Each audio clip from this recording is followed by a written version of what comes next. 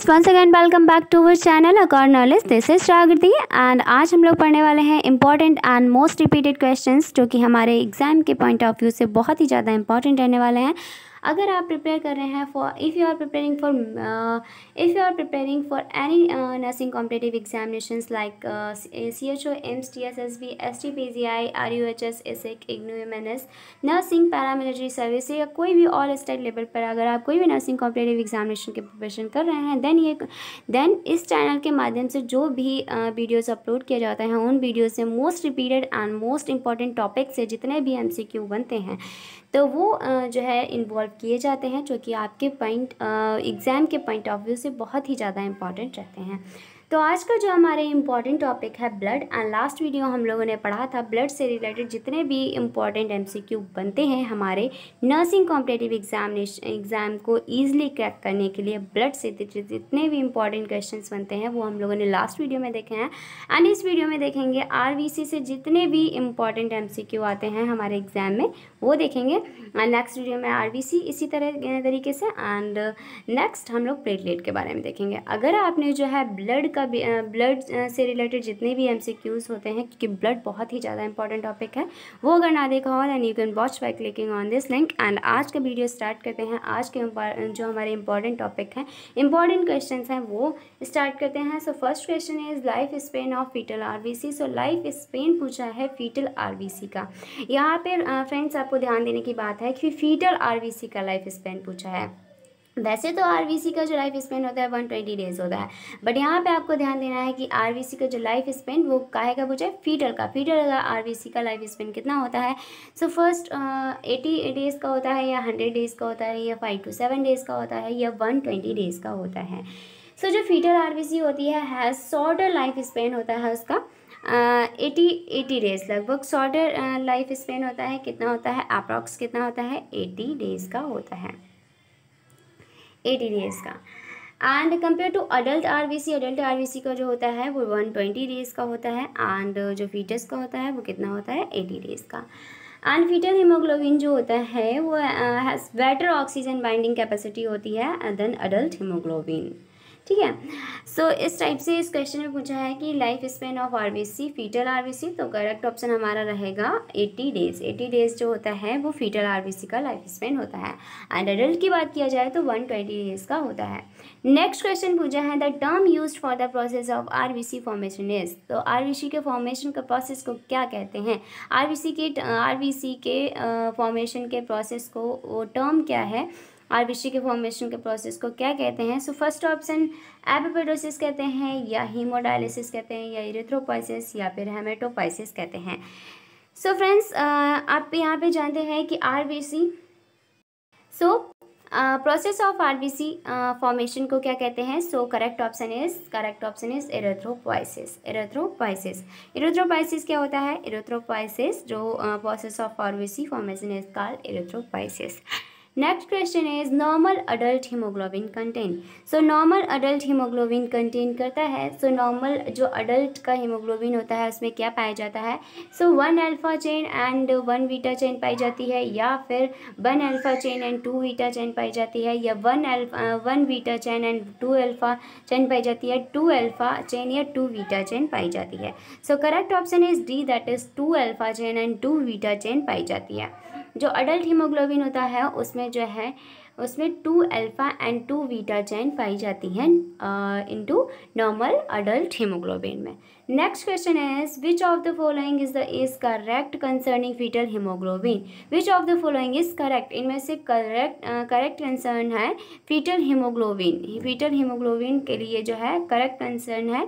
So first option HbF is present only in fetal life, या HP is compose of 2 alpha and 2 gamma सब unit, या फिर HbF has decrease oxygen carrying capacity, या फिर HbF is compose of 2 alpha and 2 beta सब unit.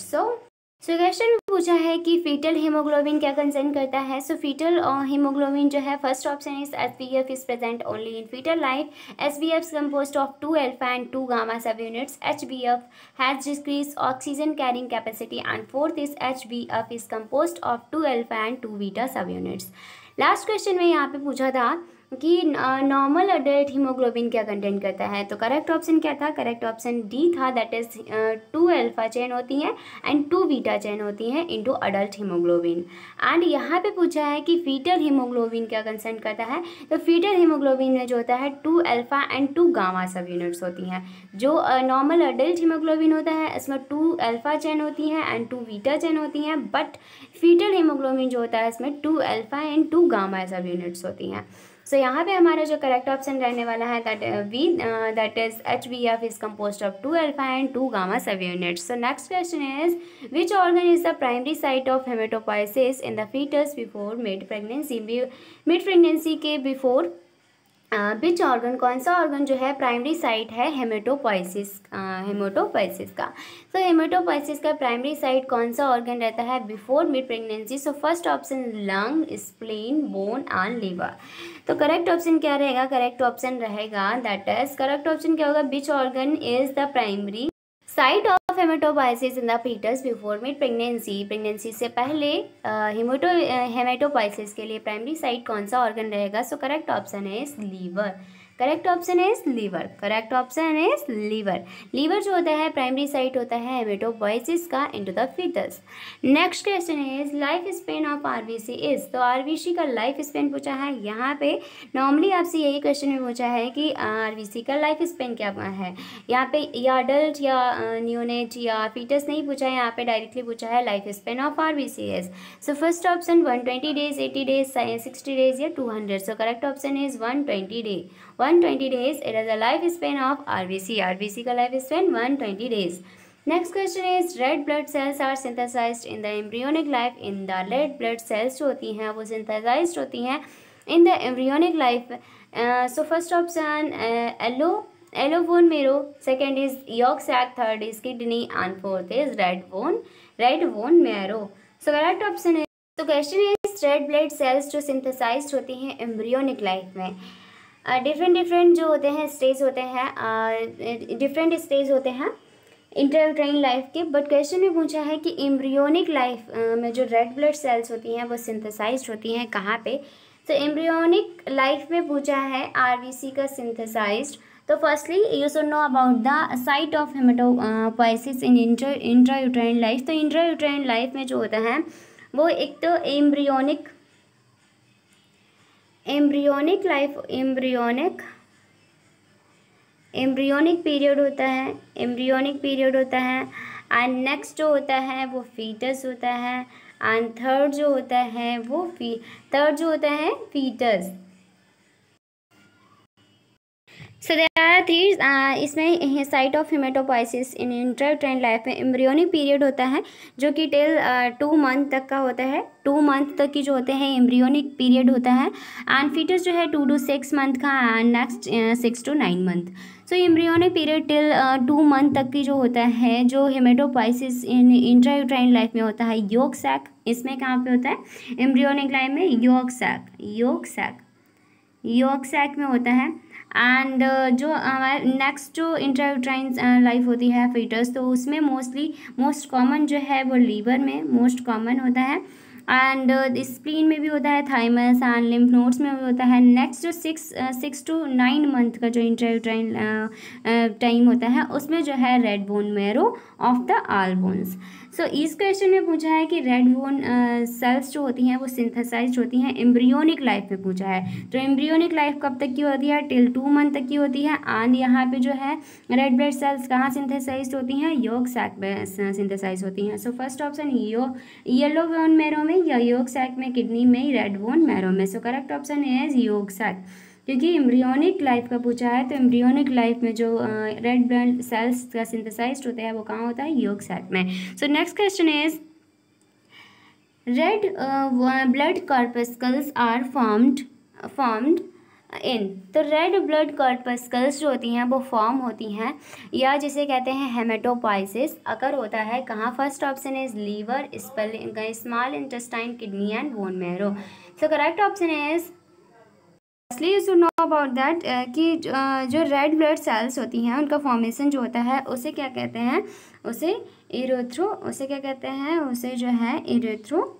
इरेथ्रोपाइसिस कहते हैं, इरेथ्रोपाइसिस कहते हैं। एंड इरेथ्रोपाइसिस जो होता है वो कहाँ अकर होता है, इनटू रेड बोन मैरो में अकर होता है from last 3 month of uterine life. Last 3 month होते हैं वहाँ, last 3 month of uterine life से जो है वो रेड ब्लड सेल्स का जो फॉर्मेशन होता है वो कहाँ होता है, वो रेड बोन मैरो में होता है। हम लोगों ने लास्ट क्वेश्चन में पढ़ा था कि जो 3 जो है इंट्रायूट्राइन लाइफ में हेमेटोपोइसिस होता है एम्ब्रियोनिक पीरियड में यॉर्क सैक में, एंड फीटस 2 to 6 मंथ तक की लीवर में होता है। एंड नेक्स्ट जो 6 to 9 मंथ में होता है वो रेड बोन मैरो में होता है।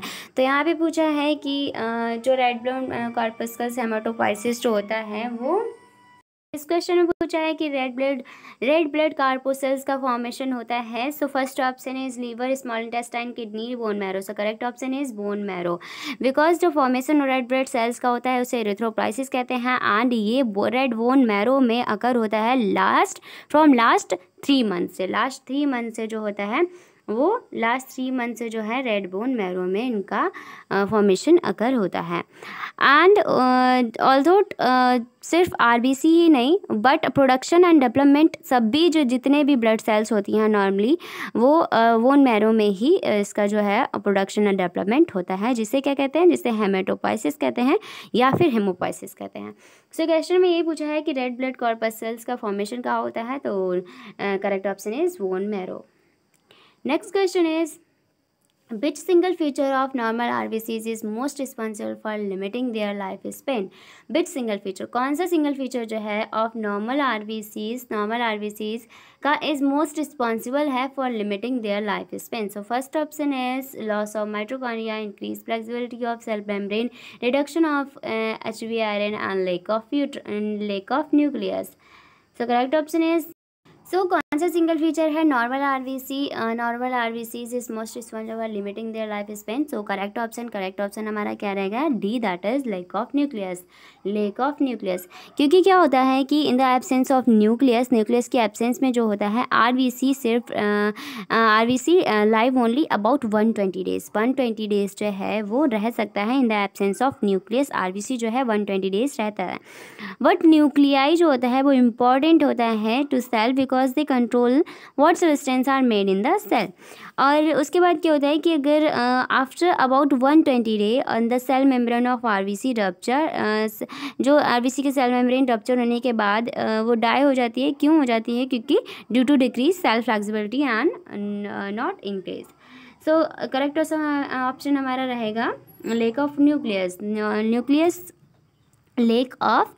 Correct option is lack of nucleus. So next, क्योंकि विदाउट न्यूक्लियाई जो होती है cell can not be replenish what substance are depleted into the cell. So correct option lack of nucleus. Next question में पूछा है normal reticulocyte count of blood is. तो normal जो reticulocyte count होता है ब्लड का, नॉर्मल रेटिक्यूलोसाइट काउंट ब्लड का। So first option is 1 to 2%, 5%, 10% and 25%। So firstly you should know about the reticulocyte. तो रेटिक्यूलोसाइट जो होता है लास्ट इमेच्योर स्टेज होती है रेड ब्लड सेल की। रेड ब्लड सेल आरबीसी जो होती हैं रेड ब्लड सेल की, ये लास्ट इमेच्योर स्टेज होती है रेटिकुलोसाइट। एंड रेटिकुलोसाइट जो होती है नॉर्मली कंस्टिट्यूट करती है about 1% of circulatory red blood sales. So question ने पूछा है नॉर्मल रेटिकुलो काउंट क्या रहता है ब्लड का। First option 1 to 2%, 5%, 10% and 25%। So correct option हमारा रहेगा फर्स्ट, दैट इज 1 to 2%। सो इस टाइप से हम लोगों ने WBC से जितने भी RBC से इंपॉर्टेंट क्वेश्चंस बनते हैं उनको हम लोगों ने देखा है। नेक्स्ट वीडियो में हम लोग देखेंगे WBC से जितने भी इंपॉर्टेंट क्वेश्चंस बनेंगे एंड जो रिपीटेड होंगे हमारे एग्जाम में तो उनके बारे में देखेंगे। तो अगर आपको वीडियो अच्छा लगा हो एंड इम्पॉर्टेंट एंड हेल्पफुल रहा हो आपके लिए, सो प्लीज़ लाइक करें, सब्सक्राइब एंड कमेंट करना ना भूलें। And thank you so much for watching.